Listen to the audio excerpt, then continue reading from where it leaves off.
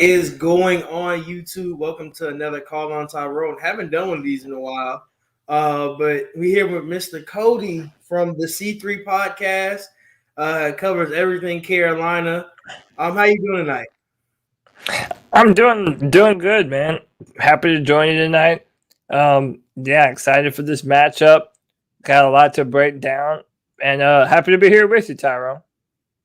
Hey man, always good to see you. Everybody, if you guys are here, you guys know Cody. We've done multiple Carolina shows, and we did the Cam Newton. The most popular show was the Cam Newton versus Matt Ryan That was debate fun. we had. But always thankful to have Cody. But get into this matchup: 3-3, 3-4. Yeah. Kind of sort of like last year a little bit, like where we were both. We hadn't won a game. I think we won a game. I think we had won one by that point, but we were both not at the hottest points of our, and it's the same thing this year. Hawks, Yeah. Falcons on a 3-game win streak. Carolina coming off a very disappointing loss versus the Giants. I mean, that was nothing. Was it the Giants? Yeah, it was the Giants. Yeah. So for you going in this week, what are your expectations? Is it a bounce back week? Is Sam Darnold, or is he going to be the guy in New York again? Man, listen, it's really been a tale of the first half of this season and the second half of this season. Started out 3-0, and we looked good. Our defense was putting up record numbers, not letting anyone run the football. Christian McCaffrey was doing his thing, and Sam Darnold was looking good. I mean, he had a few 300-yard passing performances in a row, and we were thinking, okay, well, what we all thought could happen to Sam during the offseason potentially ended up being true, that this would be a place where we would be able to rehabilitate his career, for lack of a better saying. But then we ended up finding out the hard way that it's not that simple. It really feels like the Panthers have just taken a backward step in every way imaginable. But one of the ways it starts with is the Panthers' offensive line. It's just bad, man. It's one of the worst offensive lines in football, in my opinion. I've been saying that on our show. And, if Sam was ever going to be successful, he needed better protection than what he had in New York. Because then it doesn't matter how much of an upgrade the Panthers receivers are. He just isn't going to have time to get in rhythm. And, they're not going to be able to do anything on offense effectively. So these past 4 games that we've lost, we thought that we were going to win all of them. And we thought that we should have won them handedly. But that's just not how it happened. And even though our defense is kind of injured and we're missing some players, but overall, our defense is still playing well, but they're just not pitching shutouts, which apparently is what you have to do with this Carolina Panthers offense. So, no, this is a division matchup. I mean, it certainly isn't, an easy matchup for either of us, I feel like, for either of our teams. But I would not be surprised if this is a very low-scoring football game. The Panthers' offense is just kind of in a bad way right now, and I don't know what it's going to take in order to actually make it better. Yeah. I think for Atlanta, the old. I mean, let's think about like I said, 3-game winning streak for us. It's kind of. I don't think if you're Carolina, you kind of sort of want to go into what this Falcons team has done over the last 3 weeks. So you get the Jets, which should have been a blowout. The defense, gets shaky towards the end. Yeah. Then you go. You basically win this week. You go in. You kind of sort of just beat Miami. It's a comeback. It's a win where you feel better about this team because Matt Ryan is going to be Matt Ryan, and then you beat the Giants, which is weird because everybody wants to discredit the Giants about what they're doing, the wins they have, but they beat Carolina and they beat the Saints. So, I mean, you can't really discredit them for being you can be like, oh, they're a bad team, but they beat 2 pretty Yeah, and we should have Not even won. 3 now or something like that. Yeah. So they're not bad. See Matt Ryan do 2 comebacks in 1 season. I mean, this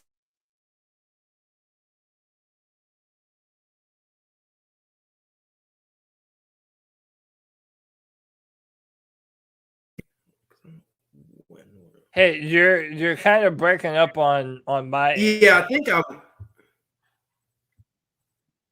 Yeah, you went silent for like am I back? five whole seconds. Yeah, your audio is, but your webcam isn't. Yeah, I turned my camera off. I had to turn it off real quick. But Okay. yeah, we get to, we get into last week. We put up a good amount of points. Defense still looks shaky, but complimentary football. It's kind of sort of what we're looking for now. Everything now has been complimentary football. We kind of sort of went to offense to not offense has a long drive, and the defense can basically be rested when they get on the field. But sometimes it doesn't work in football. But these last couple of weeks, Kyle Pitts has shown out. Kyle Pitts has turned into what I think people wanted him to be, and he's had 3 weeks back to back with 100+ yards. And so that's and he's happy when he gets one-on-one matchups. So for you guys in Carolina, are you gonna double team him linebacker, corner, or because Calvin? I'm gonna be honest with myself. Calvin Ridley hasn't looked like Calvin Ridley. So right, that's what I've heard. So do you think you can go double team Kyle and leave Calvin by himself, or is it still the fact that Calvin Ridley can just have a breakout game? Well, so I mean, listen, anything technically is possible, but I'm really disappointed because the matchup that I wanted to see, and the reason why I was so excited after this draft was because I think the Panthers and the Falcons both drafted a player that's going to have to go up against each other for years to come, and that's J.C. Horn and Kyle Pitts. And sadly, J.C. Horn isn't going to play. He's still on IR, recovering from a foot surgery. We might get him back later this year. But in this matchup, I would imagine that Kyle Pitts is probably, for the most part, going to be put on Jeremy Chin, or strong safety. And some people think that's a bad matchup because Jeremy Chin, while very physical and aggressive, and he's a fantastic tackler, and his speeds to the football, he kind of has some deficiencies in coverage. And so I think that people are thinking that potentially this could be a good matchup for Kyle Pitts. But I don't know. I think, with the Panthers getting back Shaq Thompson, he's been missing for the past 2 games. I think that'll be a big spark to our defense. And then another thing that I think really will ultimately end up helping is this will be the first time that the Panthers will get to see Stephon Gilmore in action since trading for him. He's been dealing with an injury, and then he's been kind of worked slowly back into the offensive game plan. So I'm really hoping that, now that we have CJ Henderson out there, we're going to have Stephon Gilmore. Wherever they put Kyle Pitts on the field, I imagine that we'll be able to have a good matchup for him. The only person that I wouldn't want to see on Kyle Pitts is Dante Jackson, just because it's a size mismatch. Kyle is just a much bigger, longer man. So, but other than that, I think we have good weapons to be able to hopefully combat Kyle. Yeah. And for your offense, we've seen, CMC goes down again. And every year it's just, I know I'd be like, not rude, but like every year it's something. Every year it's happened with CMC. He gets hurt. I won't disagree with you, man. And I hate seeing it because he's such a I don't know if he needs to bulk up. I don't know what it is, but every year it just seems like something happens to where he gets it's something with either his lower body. I don't know what was this year, upper body. I know it was lower body the last couple of years. Well, so this year it's a hamstring. It's a left hamstring. We had 3 players that got hurt in that Dallas Cowboys game, and they're all pretty much blaming the Cowboys turf. and it being Thursday night football. But Shaq Thompson, J.C. Horn, and Christian McCaffrey got hurt. And see, Christian McCaffrey, I'm very rigid in the kind of players that I think you should pay. And the Panthers have a history of overpaying at the running back position. We famously did it with Jonathan Stewart and D'Angelo Williams. So the fact that we then, as soon as Christian McCaffrey has a 1,000 rushing yards, 1,000 receiving yards kind of season, we pay Christian all this money, and now he's been hurt both of these years. He's missed something like 18 of Matt Rule's 24 games that he's been a head coach. And the worst part about it is our offense just falls apart without him. And it's really unacceptable because the Panthers, they had the same scenario last year and they weren't able to compensate for it then. You would have hoped that Joe Brady, our offensive coordinator, would have been able to make the necessary adjustments to, spread the ball around, but that really just hasn't been happening, and the offensive line has continued to regress. So it's kind of like a number of different issues that all affected the Carolina Panthers offense all at once. So it's been rough, but I think the game plan is just try and spread the football around, get the ball out of Sam's hands quickly, and try and establish some sort of rushing attack with Chuba Hubbard. And we've been fairly impressed with Chuba Hubbard filling in for Christian McCaffrey at that running back position. He's not that much of a pass catcher, but he is a really strong in between the tackles runner. And he's been doing the job. So I think it'll be a good matchup with Deion Jones and those guys that you have on defense. Like I said, I can see it being a very low-scoring affair. Yeah, I think I was going to ask you about Chuba because that was a guy I had for the Falcons draft on our draft board when we were looking at running backs, and I was like, well, Chuba's one that's going to drop. He's going to be a low, he's going to be a low draft pick, but he could be a high outcome type of guy. And knowing that you guys like him, I'm like, yeah, because if you watch Chuba Hubbard's film at Oklahoma State, he wasn't a bad running back. I think the reason I think it messed his draft stock up is that he left a year late. Really and truly, he could have left his junior year and he didn't. He went and stayed his 4 years. Yeah, and it kind of sort of hurt his draft stock. So, that's the only thing about those guys. Y'all has nothing to do with paying them. The problem is they're not able to practice in full pads anymore during the week. I think. Yeah, I haven't seen full pads unless it's like training camp. Every time you see pictures of guys, you never really see them in full pads throughout the week. I think maybe like Wednesday is like the full pad day, but they don't even. It's like one day a week, so it's not like.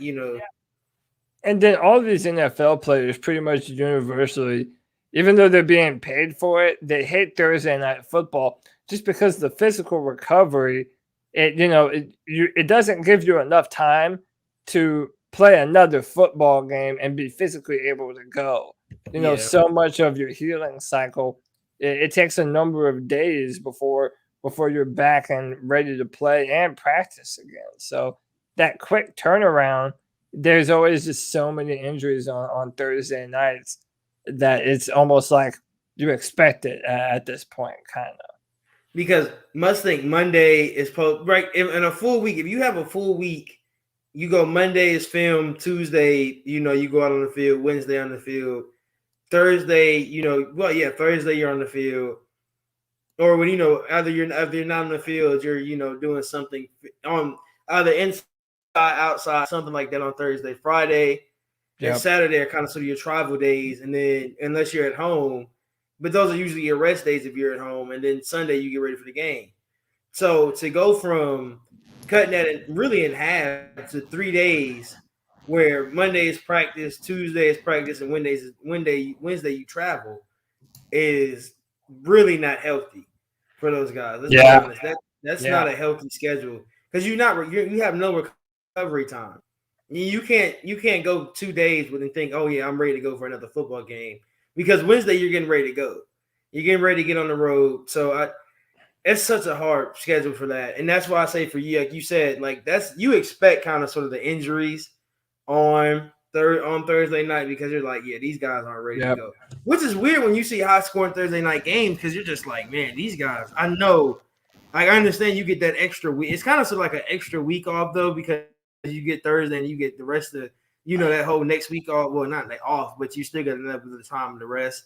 But it's still it's a daunting task to really think about. Yeah, one of the things my co-host says is that especially since they added an extra game to the season, now it's a 17-game season. He's been a fan of the idea of giving another bye week. Like if you play Thursday night football, like add an extra bye week before they play that Thursday night football game or something like that, so that way they would have time to prepare and heal up, or give them one after.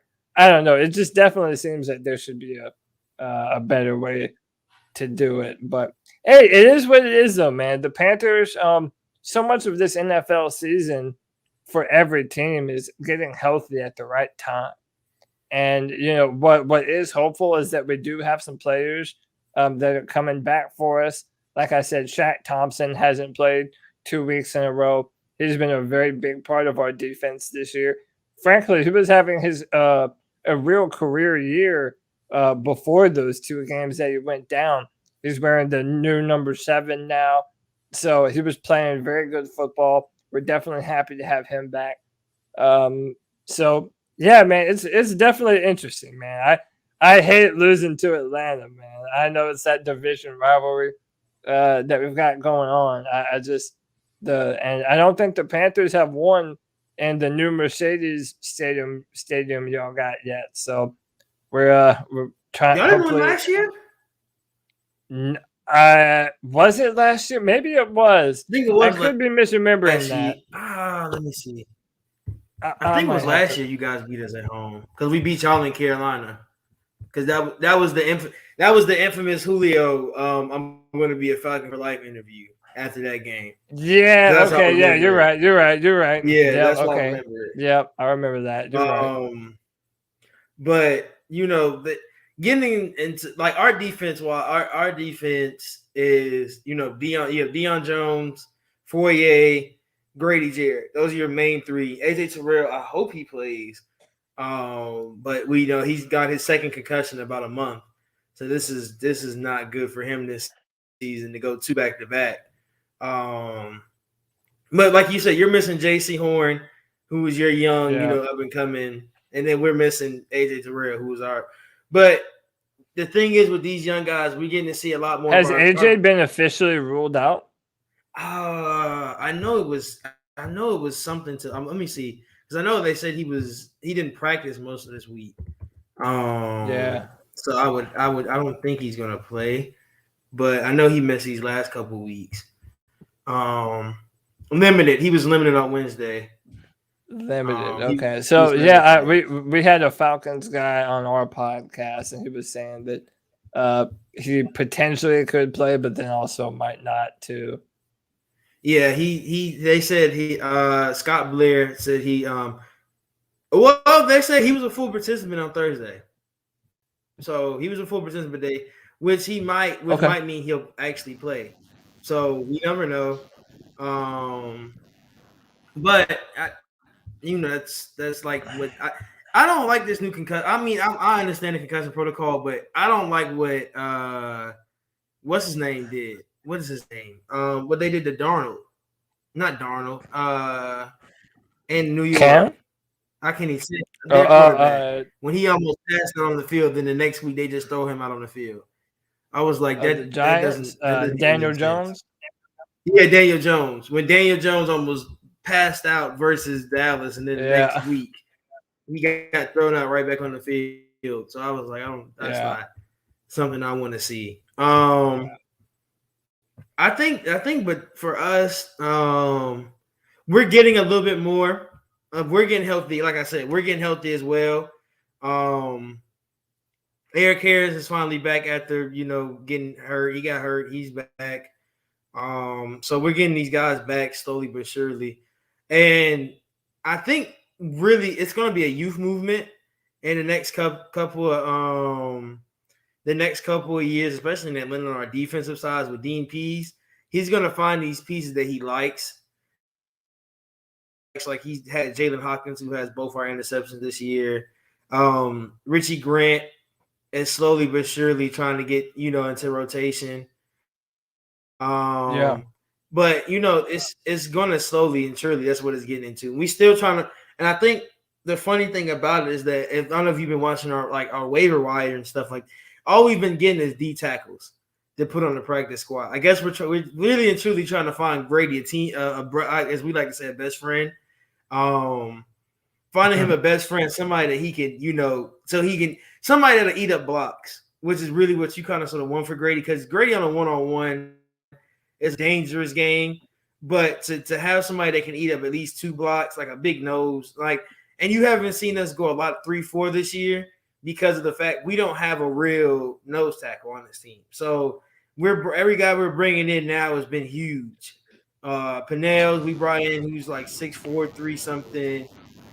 We just brought in another guy. We brought in this Monday. We brought in another guy that's really big. So everything now is trying to find him a best friend. But our defense is slowly but surely coming together. We're blitzing a lot, which is the Dean Pease way. You're definitely going to see you're going to see a lot of blitzes. You're going to see a lot of Dion, which Dion got NFC Player of the Week this week, which is a big accomplishment. Literally and truly, you're going to see Dion and Foyer come out, and it's a forefront. It's funny because it's a forefront, and they're just coming off. They're coming up the middle. They're coming off. You just don't know who's blitzing because he'll blow the lineup and then just throw some random people at you when they go in his zone. Which is what, if you watch football, Dean Pease's defense. That's what he's done for years. Yeah. So this is gonna be a fun. Like I said, I think everybody knows this is gonna be a fun battle. Because that's Matt Rule is going up against a vet on defense. So you get to see Matt Rule versus the Dean Pease and see what he can do.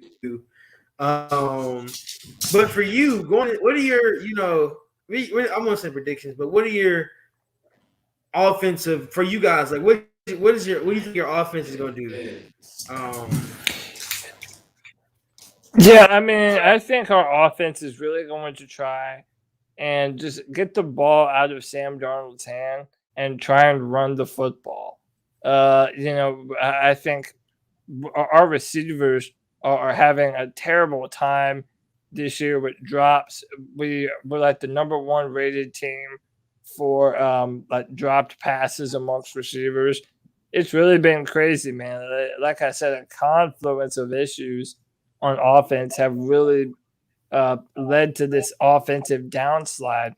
I'm hoping that we're able to take some shots, but again, you were talking about your defense, and one of the things that's been happening is our offensive line is just making opposing defensive lines look good.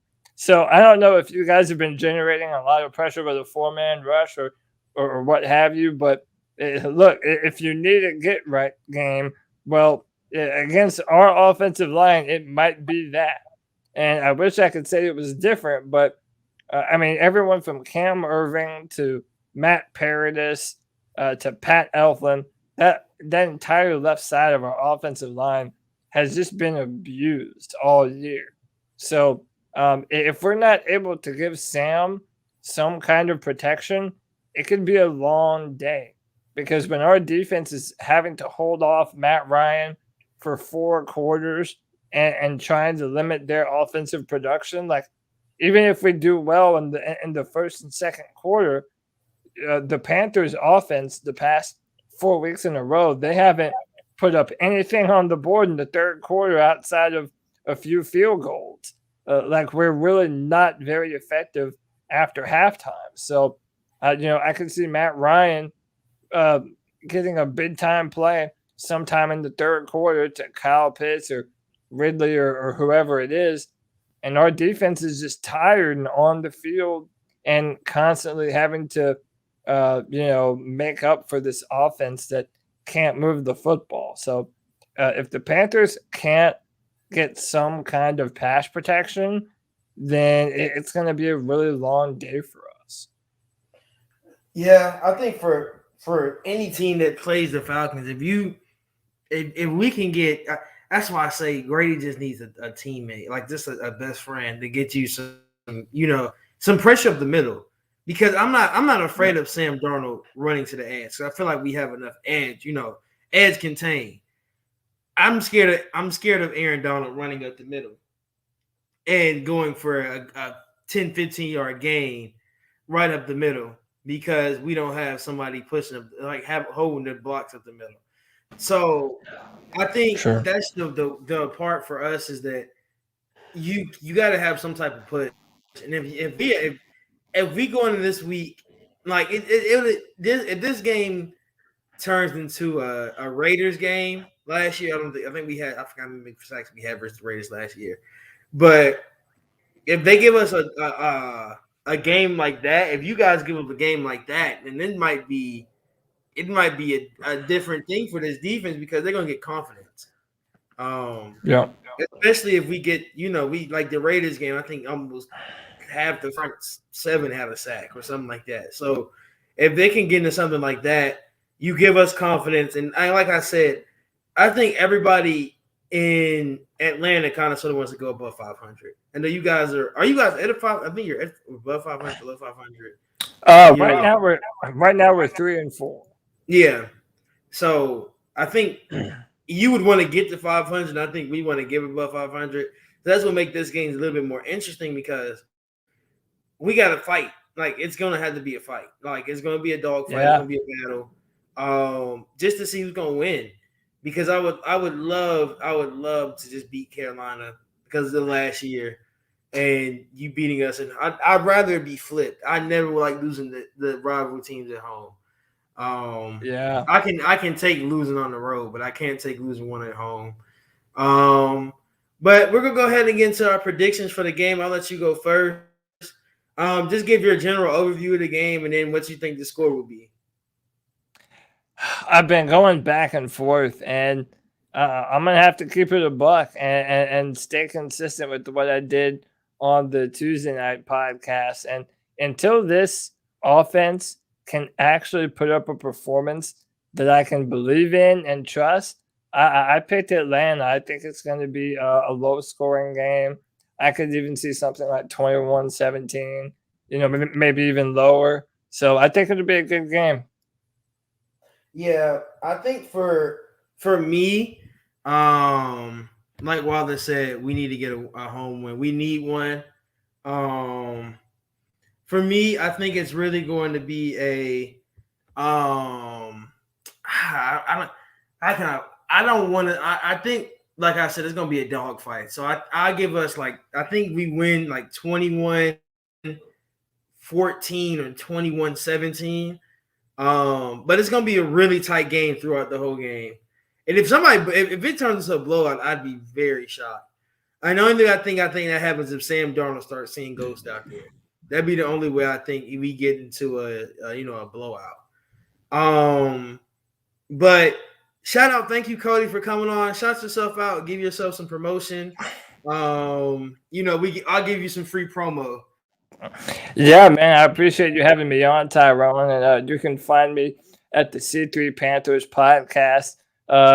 We've really upped the number of shows that we've been doing, so you can join us every Tuesday night at 9 p.m., but also we're doing a Friday show now at 7 p.m., and it's for literally anyone to join. You can come on, Tyrone, if you want to. It's the Friday free-for-all, where people can come on and give their own opinions on the Carolina Panthers and the football team, and really just the NFL in general. If you want to come on and hang out and talk football, you're absolutely welcome to. You can find me on Twitter at Cody Lack. You see it right there in the stream, at Cody Lack on Twitter. I'm pretty good at responding to people, and and following people back when they follow me. And also, you can find my written content and written work at drafttech.com, where I write first round comments for the Carolina Panthers, first and second round comments. So, yeah, check out the C3 Panthers podcast if you want to listen to some Panthers talk. And that's it. I'm happy to have joined you today, Tyrone. Always, always. Thank you guys. I think the score can be higher than that because we get, yeah, that's true. It can be it can get to being a high scoring game, but I think both sides. Do you think both the Falcons would make a trade before the deadline? I don't know. I don't know who we would trade for. And cap space in Atlanta is so tight at this point. It's not known by a lot of people we can trade for. And of course, I don't know for Carolina. You can go ahead and answer that, Cody. I mean, the Panthers, it really depends on if we're going to lose this football game, to be honest. If it's starting to look bad, I would hope that we would be looking to trade away some players just to get some draft capital. We have a good bit of cap space right now, but we have to continue to build the offensive line, and we only have one pick in the top 100 of next year's draft. So we can't really be trading away more future assets. Even though we were in the talks for potentially landing Deshaun Watson, which who knows how we would have been able to pull that off, even if we could have done that. But yeah, I don't know. Scott Fitterer, our new first-year general manager, has been much more active than any of our previous GMs. So I really can't say for certain what he plans on doing, but I would intend that the Panthers, their name will probably be called at some point around the trade deadline. I think I don't even know. I didn't even know that about you guys not having a pick and only one pick in the top 100 because they were talking about Deshaun Watson, and I'm like, he wants the king ransom. So how is that going to happen? So that's really surprising they even put you guys in that talk. But I don't think we're going to make any trades for the deadline because we need to keep all the picks we have. Yeah, unless we're trading somebody to give us more picks, I don't think we do any trades. And I think really and truly, some of the guys we didn't bring back on our fifth-year options, I think they're going to be, which is we brought really back. But I think Hayden Hurst, I think declining his fifth year was smart because I think that gives you a chance to give him a cheaper contract. And give him a long-term contract would make it cheap, which is kind of sort of what a lot of teams – it's weird because Terry Fontenot, if you look at how the Saints get away with a lot of their cap stuff, it's kind of sort of what Terry's – he's learned that down there. He's been there for 20-some years. So he's learned that. He's brought it kind of sort of to Atlanta, like cutting Brandon Copeland before he got his signing bonus and then signing him right back. Like it's stuff like that saves you money and that you really want to look at. So – I don't think we trade anything, though. I don't think there's a person on this team that gets traded. But like I said, thank you, Cody, again for coming on. You guys know my schedule is a little bit busy. I'm in Tallahassee right now. So Friday night jackpot, I might be on. Well, let's say this. I will put a community post out about Friday night. If I do Friday night jackpot, it will be super late. Because I'll probably be on Friday Night Madness on Mad Mike's channel. So please go over to AFN, subscribe. K Styles, go to his channel, go to Mad Mike's channel, subscribe to those guys because I'll be on there a lot. And then Saturday night, big game, Georgia versus Florida. They're probably one of the biggest games you're gonna have all weekend. Yeah, so I'll definitely try to get on for that, even though I will be at FAMU's homecoming, so I will be covering both at the same time.